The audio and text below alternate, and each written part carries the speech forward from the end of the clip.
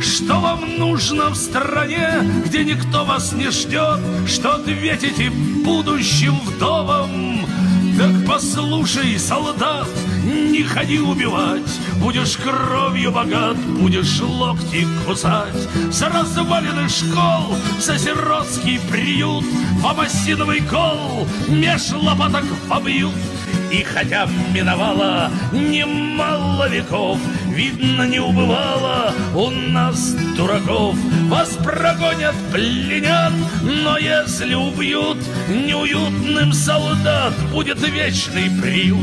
Возвращайся домой, чей-то муж и отец. Убиенный солдат — это только мертвец. Если выживешь тысячи свежих могил, как потом объяснишь, для чего приходил? Как потом объяснишь, для чего приходил?